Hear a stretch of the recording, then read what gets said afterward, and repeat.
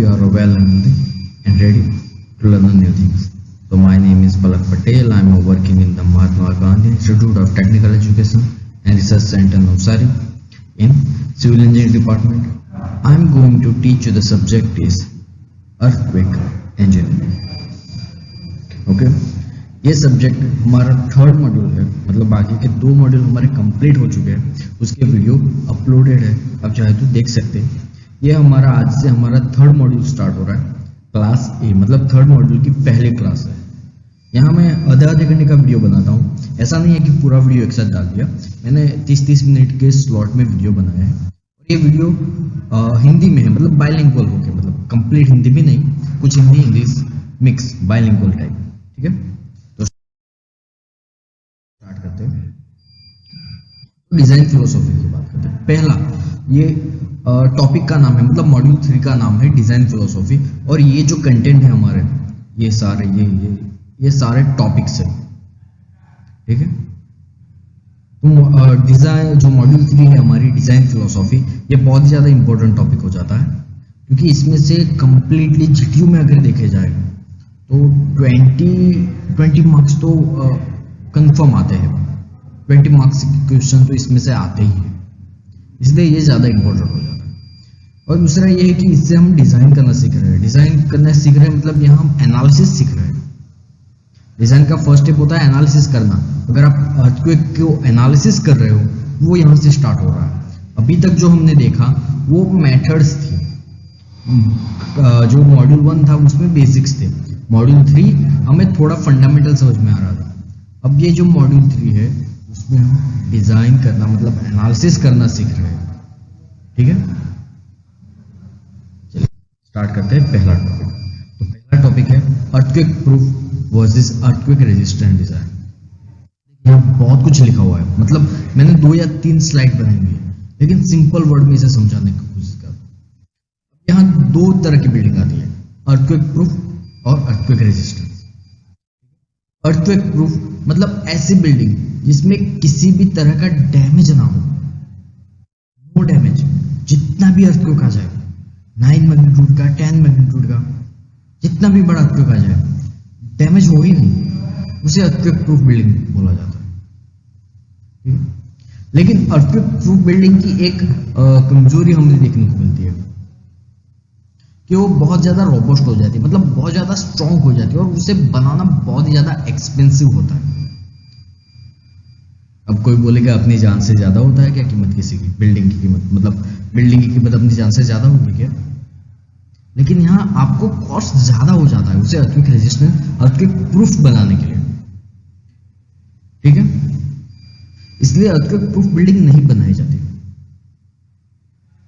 यहाँ हमें earthquake proof में सिर्फ एक ही प्रॉब्लम नजर में आ रही है कि उसकी कॉस्टिंग बहुत ज्यादा होती है, लेकिन साथ ही में वो रोबस्ट भी बहुत हो जाता है, बहुत ज्यादा स्ट्रॉन्ग हो जाता है, उसे बहुत ही ज्यादा रिजिडिटी मिल जाती है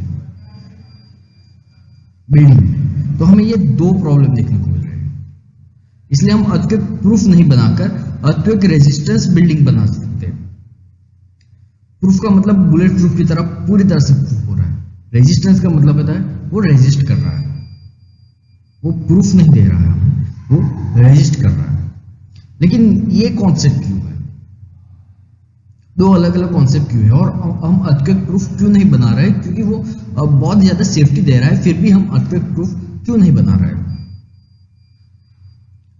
ठीक है।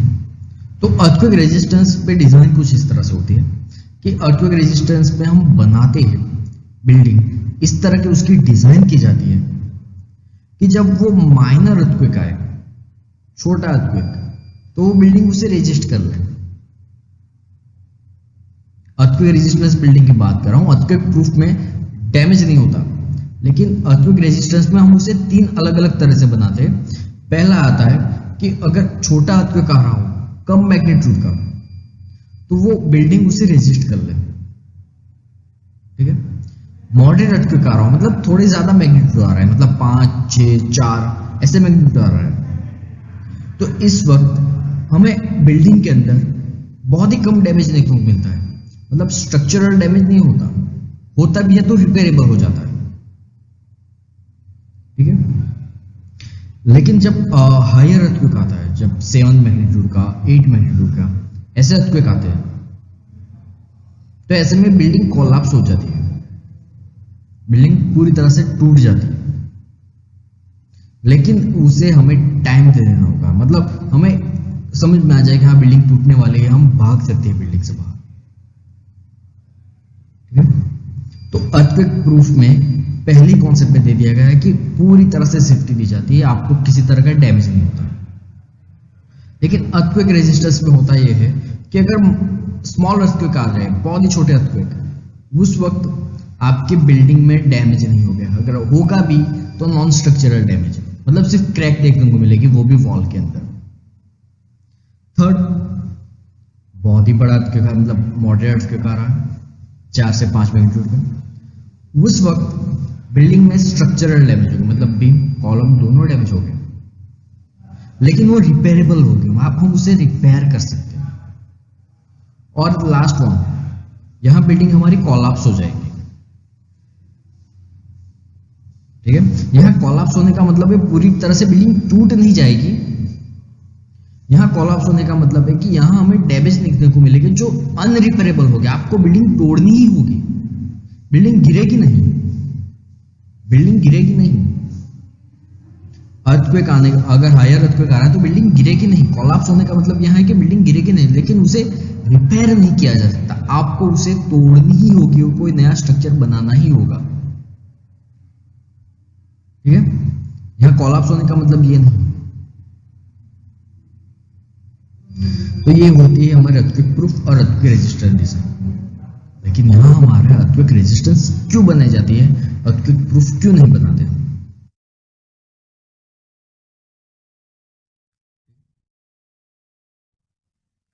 अर्थक्वेक प्रूफ में क्या होता है, डैमेज नहीं होता, किसी भी तरह का अर्थक्वेक आ जाए। अर्थक्वेक रेजिस्टेंस में हमें थोड़े बहुत डैमेज देखने को मिल सकते हैं। ये वही जो मैंने अभी तक समझा है वो पूरा इस स्लाइड में एक्सप्लेन किया हुआ है। ठीक है, ज्यादा कुछ नहीं है इसके अंदर। लेकिन अब मुझे क्वेश्चन ये हो रहा है, यार अर्थक्वेक प्रूफ बिल्डिंग बनाना सेफ क्यों नहीं है? इतने बड़े अर्थक्वेक आ रहे हैं, मैं अगर एक बिल्डिंग अर्थक्वेक प्रूफ बना देता हूं, फिर क्यों? छोड़ो ना, कॉस्ट क्यों देखनी है मुझे? लेकिन एक कॉन्सेप्ट यहां एक समझना जरूरी है कि अर्थक्वेक की जो बात की जाती है, हम जिसे अर्थक्वेक कह रहे हैं, जो नेचुरली आते हैं, वो एवरीडे 1000 से ज्यादा आते हैं पूरे वर्ल्ड के अंदर। पहले बात कर चुके हैं कि पूरे वर्ल्ड को देखा जाता है, हम पूरे ग्लोब को देख रहे हैं, पूरे ग्लोब में 1000 से ज्यादा अर्थक्वेक आते हैं पूरे दिन। लेकिन वो माइनर हो गए, छोटे अर्थक्वेक हो गए, जो कभी आपको फील भी नहीं होते। ठीक है, अब पूरे वर्ल्ड की बात करें हमने, चलो इंडिया में देखते हैं। इंडिया में माइनर अर्थक्वेक की बात कर रहे हैं, पूरे दिन में एक भी नहीं आएगा, या आएगा तो 1 या 2 आएगा, 1 या 2 मैग्नीट्यूड। ठीक है, अब इसके ज्यादा हम पर्टिकुलर लेवल में जाते हैं, एक रीजन में जाते हैं, गुजरात में जाते हैं, किसी स्टेट को पकड़ते हैं। उस स्टेट को पकड़ा मैंने, चलिए महाराष्ट्र को पकड़ लिया हमने, मुंबई एरिया, चल मुंबई छोड़ो, अभी महाराष्ट्र ही पकड़ लेते हैं। महाराष्ट्र में क्या हुआ, अर्थक्वेक फील ही नहीं हो रहा, अर्थक्वेक फील ही नहीं हो रहा। ठीक है, मुंबई में भी ऐसा ही होता है, अर्थक्वेक आ ही नहीं रहा। मतलब यहां ये हो रहा है कि हम ये एज्यूम कर रहे हैं कि पूरे वर्ल्ड में इतने ज्यादा अर्थक्वेक आते हैं, तो हम अर्थक्वेक प्रूफ बिल्डिंग बना रहे थे। पूरे वर्ल्ड में थोड़ी नहीं बना रही, बिल्डिंग तो मेन मुंबई में है। तो मुंबई की बात करें, मुंबई लोकेशन की बात करें, तो वहां तकरीबन 5000 साल में या 4000 साल में मुझे एक अर्थक्वेक देखने को मिलेगा, वो भी हायर मैग्नीट्यूड का। यहां हम नॉर्मल लेवल की बात करें, चलिए एक समझते हैं, ये चीज समझते हैं कि अगर मैं मुंबई में बिल्डिंग बना रहा हूं, मुंबई में 3 तरह के अर्थक्वेक आ रहे हैं। चलिए पहला ले लेते हैं लो लेवल, उसके बाद ले लेते हैं मीडियम लेवल, और उसके बाद हायर। मतलब लो लेवल मतलब 1 2 3 मैग्नीट्यूड, ये 3 से 6 और इनमें कैसे 5, और ये 6 से मोर, मतलब 6 से ज़्यादा वाला है, 6 से ज़्यादा वाला है। ठीक है, अब मैं यहाँ इसका टाइमिंग दिख रहा हूँ। देखिए ये एजम्पशन है, हम कभी प्रिडिक्ट नहीं कर सकते अर्थक्वेक को, लेकिन मैंने जो हिस्ट्री देखी है, मैंने जो पास्ट देखा है मुंबई का, मुझे पता है कि लो अर्थक्वेक अगर मुंबई में मुझे डिटेक्ट करने हैं 1 2 3 1 से 3 मैग्नीट्यूड के अर्थक्वेक, तो मुझे यार शायद 2 या 3 साल में, 2 या 3 साल में मे बी एक आ जाएगा, 2 या 3 साल में एक आ जाएगा। ठीक है, चलो मीडियम देख लेते हैं। मीडियम आएगा 10 से 15, तो मीडियम आएगा, चलो ये सॉरी एक मिनट रेस्ट कर लेते हैं। मीडियम आ जाएगा 50 से 60 साल में। चलो 50 से 60 साल में एक मीडियम रेंज का अर्थक्वेक आ जाएगा। ठीक है, उसके अगर हाई रेंज का अर्थक्वेक की बात कर रहे हैं तो 500 साल में, 500 ईयर्स में एक आएगा। ठीक है, और ये जो मैंने लिखा है ये किसका लिखा है? वर्ल्ड का लिखा है, सॉरी वर्ल्ड का नहीं, ये इंडिया का है, sorry I just made a mistake. ये मैंने लिखा है इंडिया का। इंडिया में 2 साल में एक या 3 मैग्नीट्यूड का एक अर्थक्वेक आ जाता है। 50 to 60 साल में मीडियम, और हायर में 500 साल। ठीक है, ये एजम्पशन है, ये परफेक्ट नहीं कह सकता कि मैं हाँ चलिए ये 5 साल हो गए तभी अर्थक्वेक आ ही जाएगा, ये फिक्स नहीं है। ठीक है, ये एजम्पशन है, मैंने जो पास्ट की हिस्ट्री स्टडी की है उसके बेस पे किया। अब मैं इसे मुंबई के बेस पे जा रहा हूँ, तो मैंने अर्थक्वेक प्रूफ बिल्डिंग बनाई है। मतलब ये जो हायर रेंज है वो अर्थक्वेक रेजिस्ट कर रहे हैं, मतलब 6 से 7 मैग्नीट्यूड वाला है, 8 मैग्नीट्यूड वाला है, 9 मैग्नीट्यूड वाला है अर्थक्वेक, वो भी ये रेजिस्ट कर ले अर्थक्वेक प्रूफ बिल्डिंग। ठीक है, ऐसी मैंने बिल्डिंग बनानी है। तो ऐसे अर्थक्वेक कब आएंगे मुंबई में? मे भी देख लो 5000 साल लग जाएगी एक अर्थक्वेक आने में, जिसका मैग्नीट्यूड 6 से 8 के बीच होगा या 8 से ज्यादा होगा। 5000 साल में एक अर्थक्वेक आएगा मुंबई के अंदर, जिसका मैग्नीट्यूड 6 से ज्यादा होगा। लेकिन हमारी आरसीसी स्ट्रक्चर देख लो, स्टील स्ट्रक्चर देख लो, या जो भी बिल्डिंग देख लो, उसकी लाइफ स्पान कितनी होती है? आप सिविल इंजीनियर हो, बहुत ऐसे समझ सकते हो कि किसी भी स्ट्रक्चर की लाइफ स्पान 100 साल से ज्यादा नहीं होती। हम मैक्सिमम उस बिल्डिंग को 100 साल तक रख सकते हैं, अगर उसे मेंटेनेंस सही किया हुआ तो उससे ज्यादा भी रह जाती है, लेकिन अप्रोक्सीमेट अभी जो स्ट्रक्चर बनते हैं उसकी लाइफ स्पान 100 साल ही होती है। ठीक है, अब बताओ मेरी बिल्डिंग की लाइफ स्पान 100 साल है या 200 साल है, वो कभी भी ये हायर लेवल का जो मैग्नीट्यूड आ रहा है, हायर लेवल का जो अर्थक्वेक आ रहा है, वो कभी भी उस बिल्डिंग पे लगेगा, वो लोड कभी भी उस बिल्डिंग पे लगेगा। मैं कह सकता हूं चलो शायद एक बार लग जाए, सिर्फ एक टाइम लोड, अर्थक्वेक लोड लगने के लिए मैं इतना खर्चा करूं कि बिल्डिंग को अर्थक्वेक प्रूफ बनाऊं। इससे अच्छा यार अर्थक्वेक रेजिस्टेंस ही बना लो, मेरा खर्चा भी कम हो जाएगा और बिल्डिंग उतनी सर्विस भी दे देगी मुझे, राइट? इसीलिए हम अर्थक्वेक रेजिस्टेंस बिल्डिंग बनाते हैं। ठीक है, माइनर बट फ्रीक्वेंट शेकिंग, मतलब माइनर बट फ्रीक्वेंट शेकिंग आ रहे हैं तो बिल्डिंग क्या कर रही है? Vertical and horizontal both should not be damage, however building part that carry load में सस्टेन रिपेयरेबल डैमेज। मतलब माइनर अर्थक्वेक आ रहा है तो रिपेयरेबल डैमेज हो। ठीक है, अब यहाँ एक और कंटेंट आ गया, कोई टॉपिक आ गया, design basis design basis earthquake. तो इसकी डेफिनेशन दी हुई है, the maximum earthquake that responsibly can be accepted to occurs at least once during the design life of the structure. मतलब मैं ये एज्यूम कर रहा हूं कि मैक्सिमम कौन सा मैग्नीट्यूड होगा अर्थक्वेक का, जो बिल्डिंग को पूरी लाइफ स्पान में कभी ना कभी सिर्फ एक बार लगेगा। ये मैंने एज्यूम किया, पॉसिबिलिटी नहीं है, ये पॉसिबल हो। ठीक है, मॉडरेट अर्थक्वेक है, मॉडरेट अर्थक्वेक है, मतलब मैंने जैसे बोला मॉडरेट अर्थक्वेक मतलब 5 से 4, 5 और 6 मैग्नीट्यूड वाला अर्थक्वेक। तो उससे क्या हो रहा है, रिपेयर हो रहा है, मतलब उससे रिपेयर किया जा रहा है। डैमेज तो होते हैं, बिल्डिंग डैमेज तो हो रही है, लेकिन मैंने उसे रिपेयर कर सकता हूँ। लेकिन अगर स्ट्रॉन्ग अर्थक्वेक आ रहा है, जो डैमेज जो हुआ है वो रिपेयर नहीं हो रहा है, लेकिन बिल्डिंग कोलैप्स नहीं हो रही, मतलब मुझे तोड़नी पड़ेगी। बिल्डिंग अपने आप कोलैप्स नहीं होगी, मुझे तोड़नी पड़ेगी। ठीक है, नेक्स्ट टॉपिक है हमारा इनर्शिया फोर्स। इनर्शिया फोर्स को समझना है तो एक सिंपल टॉपिक में समझा लेता हूं।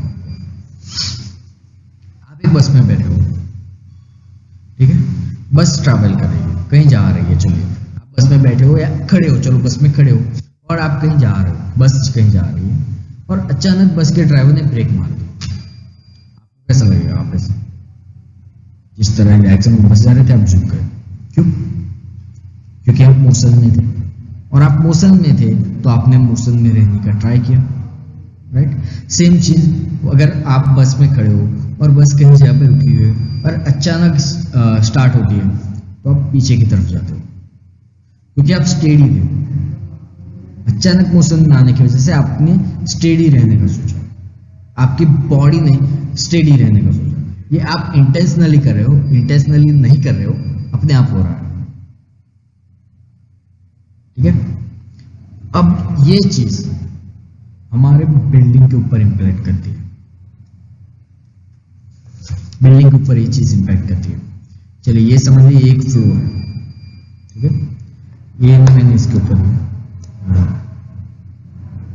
ये बॉल पेन रख लिया, ये पेन रख लिया। अब क्या हो रहा है, अर्थक्वेक आ रहा है, नीचे का पोर्शन शिफ्ट करेगा, ये भी शिफ्ट करेगा। क्या हो रहा है, अर्थक्वेक आ रहा है, ये फ्लोर शिफ्ट करेगा, लेकिन ये अपनी स्टेडी पोजीशन रखने की कोशिश करेगा। इस वजह से क्या होगा, ये जो फ्लोर है इसके ऊपर एक ऑपोजिट डायरेक्शन में, मतलब जिस तरह से ये मूव कर रहा है, ये फ्लोर जिस डायरेक्शन में मूव कर रहा है उसके ऑपोजिट डायरेक्शन में एक फोर्स जनरेट होगा, जो हम फील करते हैं बस के अंदर सडन मूवमेंट के दौरान। वही मूवमेंट यहाँ पे देखने को मिलेगी। ये फ्लोर के ऊपर पूरे फ्लोर पे एक ऑपोजिट डायरेक्शन में एक फोर्स जनरेट होगा। जिस डायरेक्शन में ये फ्लोर मूव कर रहा है उसके ऑपोजिट डायरेक्शन में एक फोर्स जनरेट होगा, जिसे इनर्शिया फोर्स कहा जाता है। ठीक है, ठीक है, समझ में आ गया? तो ये जो इनर्शिया फोर्स है ये बहुत ज्यादा इंपॉर्टेंट है, आपको ये टॉपिक समझना होगा, क्योंकि इनर्शिया फोर्स बहुत ज्यादा इंपॉर्टेंट हो जाता है बहुत सारे एनालिसिस के लिए। अब यहां ये समझ लीजिए कि आपका फ्लोर, कोई भी फ्लोर था, फर्स्ट फ्लोर था, सेकंड फ्लोर था, अपनी स्टेडी पोजीशन पे था। नीचे के फ्लोर के दौरान अर्थक्वेक फील हुआ, मतलब ग्राउंड फ्लोर शिफ्ट हुआ, तो ये फ्लोर उस फ्लोर के साथ शिफ्ट करेगा क्योंकि कनेक्टेड है।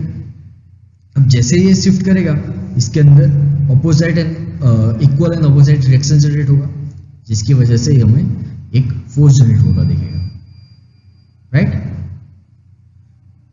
और वापस अपनी पोजीशन पे आ जाए वापस। तो ये मूवमेंट जो होती है इस वजह से इनर्शिया फोर्स जनरेट होते हैं। अब इनर्शिया फोर्स जो जनरेट होते हैं वो डिपेंड किस पे करते हैं, डिपेंड करते हैं equal to the mass of the building and times of acceleration. मतलब इनर्शिया फोर्स कितना जनरेट होगा वो दो चीजों पे डिपेंड करता है। एक मास पे डिपेंड करता है, मतलब बिल्डिंग का वेट कितना है, बिल्डिंग का मास कितना है। दूसरा, बिल्डिंग जिस वक्त मूव कर रही है, मतलब फ्लोर जिस वक्त मूव कर रहे हैं उस वक्त उसका एक्सेलरेशन कितना है। ठीक है, ये दोनों चीजें यहां इंपैक्ट करेंगी।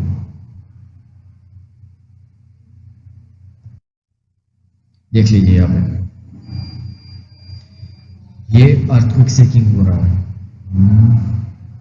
ये देखिए मूवमेंट हो रहा है, ये ग्राउंड अर्थक्वेक आ रहा है। आपका फ्लोर फाउंडेशन इस तरफ मूव करेगा, लेकिन यहां देखिए फ्लोर में इनर्शिया फोर्स ऑपोजिट डायरेक्शन में जनरेट होगा। तो इनर्शिया फोर्स का इक्वेशन हमारे पास ये रहा, F = ma। Force is equal to mass into acceleration. हम यही कैलकुलेट करने वाले हैं आगे सिस्मिक कोएफिशिएंट मेथड में। मैं एक्सप्लेन करूंगा, वो कराऊंगा पूरी तरह से। लेकिन यहाँ ये इक्वेशन याद रखिए, आपको अगर इनर्शिया फोर्स कैलकुलेट करना है तो आपको दो चीजें कैलकुलेट करनी है, मास एंड दूसरा एक्सेलरेशन। ठीक है, तो इस वजह से इनर्शिया फोर्स कैलकुलेट होता है। अब आप समझ गए होंगे कि इनर्शिया फोर्स कैसे जनरेट होता है। जिस डायरेक्शन में फोर्स होता है उसकी ऑपोजिट डायरेक्शन में इनर्शिया फोर्स जनरेट होता है। नेक्स्ट टॉपिक है four virtues of earthquake resistance structures. ठीक है, ये ना बहुत ही सिंपल है, आपको ना थोड़ा बहुत कंफ्यूजन करेगा क्योंकि इसमें क्या है पूरी लेंथ में लिखा हुआ है, लेकिन अगर इसे शॉर्ट किया जाए ना तो बड़े आसानी से समझ में आ जाता है। पहला है लिटरल स्ट्रेन। स्ट्रेन की डेफिनेशन ये होती है कि फोर्स ज्यादा से ज्यादा कैरी कर सके। सिंपल बात है, आप बिल्डिंग बना रहे हो तो वो लेटरल फोर्स मतलब विंड फोर्स, अर्थक्वेक फोर्स, ये जो लेटरल फोर्स लग रहा है उसे कैरी कर सके। The maximum lateral force that can resist is such that damage induced does not result in collapse. मतलब मैक्सिमम जो लेटरल फोर्स है, मैक्सिमम लेटरल फोर्स जो जनरेट हो रहा है वो कैरी कर सके बिल्डिंग। इस वजह से हम अर्थक्वेक रेजिस्टेंस स्ट्रक्चर बना सकते हैं। दूसरा है स्टिफनेस, मतलब डिस्प्लेसमेंट हो रहा है। अब स्ट्रेन क्या है कि मैक्सिमम लोड कैरी कर सके, लेकिन स्टिफनेस में क्या है कि अगर ये डिफॉर्मेशन होगा तो डिफॉर्मेशन की लिमिटेशन हमें दी जाती है। इस lateral load resistance system is such that earthquake induced deformation is do not damage it content under load to moderate shaking. मतलब बिल्डिंग जिस तरह से डिफॉर्म हो वो डिफॉर्म के दौरान डैमेज ना हो। हमें दो कॉन्सेप्ट, चलो यहाँ चार कॉन्सेप्ट है। पहला आ गया आपका स्ट्रेंथ मतलब लोड कैरिंग कैपेसिटी। सेकंड आ गया स्टिफनेस मतलब डिफॉर्मेशन कैपेसिटी, डिफॉर्मेशन की वजह से किसी तरह का डैमेज नहीं होना चाहिए। ये हमने दोनों समझ लिया। नेक्स्ट है गुड डक्टिलिटी, डक्टाइल डिटेलिंग यार, मतलब अर्थक्वेक फोर्स कैरी करने की capacity to undergo large deformation of the several earthquake shaking even after healing is improved by the favorable design and detailing strategies। मतलब डक्टाइल डिटेलिंग क्यों की जाती है? ताकि जो अर्थक्वेक फोर्स आ रहा है, जो डिफॉर्मेशन हमें दिख रहा है, वो डिफॉर्मेशन बिल्डिंग को डैमेज ना करे। ठीक है, इस वजह से हम स्पेशल डिजाइन करते हैं, जॉइंट्स को स्पेशली डिजाइन करते हैं, बीम और कॉलम को स्पेशली डक्टाइल डिटेलिंग के हिसाब से डिजाइन करते हैं ताकि ये जो लार्ज डिफॉर्मेशन हो रहा है, मैक्सिमम डिफॉर्मेशन हो रहा है, वो डैमेज ना करे बिल्डिंग। ठीक है, यहाँ तीन टॉपिक आ गए। चलिए हमें तीनों टॉपिक एक बार रिपीट कर देता हूँ। पहला है स्ट्रेंथ, दूसरा है stiffness, third one ductility and fourth structural configuration. ये इंपॉर्टेंट क्यों है वो बाद में देखेंगे, लेकिन आप ये समझ लो स्ट्रक्चरल कॉन्फ़िगरेशन मतलब बिल्डिंग के जो स्ट्रक्चर है, बीम कॉलम, उसका साइज, शेप, जो लोड कैरिंग फिनोमिना है वो स्मूथली फ्लो। मतलब जो इनर्शिया फोर्स जनरेट हो रहा है, मैंने पहले ही बोला इनर्शिया फोर्स बहुत ज्यादा इंपॉर्टेंट टॉपिक है, वो फ्लोर पे जनरेट होगा।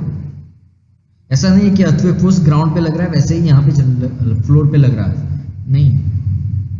यहाँ पे ग्राउंड का फ्लोर, ग्राउंड पे जो फोर्स लग रहा है उस वजह से मूवमेंट आ रही है, इस वजह से फ्लोर के ऊपर इनर्शिया फोर्स जनरेट होता है। वो इनर्शिया फोर्स फ्लोर से लेकर कॉलम, शियर वॉल, फाउंडेशन और सॉइल इस तरह ट्रांसफर होना चाहिए। और ये इजीली ट्रांसफर कब होगा? जब बिल्डिंग का स्ट्रक्चर कॉन्फ़िगरेशन में होगा। बिल्डिंग का स्ट्रक्चर कॉन्फ़िगरेशन में होगा। ठीक है, तो हमारे पास ये चार टॉपिक आ गए। चलो, four virtues earthquake resistance design, ये चार पॉइंट है, strength, stiffness, ductility and configuration, SSDC याद रह जाएगा। SSDC strength, stiffness, ductility and configuration. इतना समझो नहीं, आपको पहले देना क्या है कि फोर्स कैरी कर रहा है। चलो, पहला पॉइंट हो गया कि फोर्स कैरी कर सके। दूसरा पॉइंट स्टिफनेस मतलब डिफॉर्मेशन भी हो, क्योंकि अगर डिफॉर्मेशन नहीं होगा तो रिजिडिटी की वजह से डैमेज होगा। समझ में आ रहा है? डिफॉर्मेशन होना चाहिए, इसीलिए हम स्टिफनेस कैलकुलेट कर रहे हैं। Next ductility means ductile design, मतलब डिफॉर्मेशन हो रहा है लेकिन इतना भी नहीं कि डैमेज हो जाए। स्ट्रक्चरल कन्फिगरेशन मतलब इनर्शिया फोर्स जो जनरेट हो रहा है वो इजीली ट्रांसफर हो जाए सॉइल तक।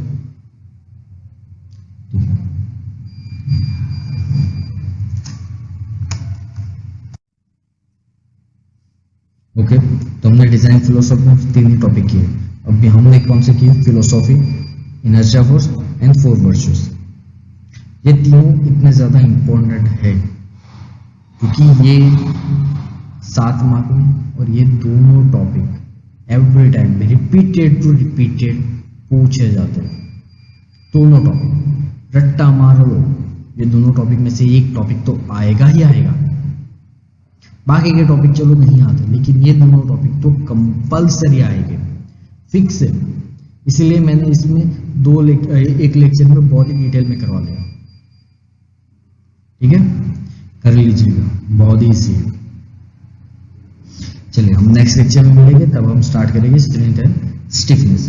ठीक है, तब तक के लिए अपना ख्याल रखिए। Goodbye and take care.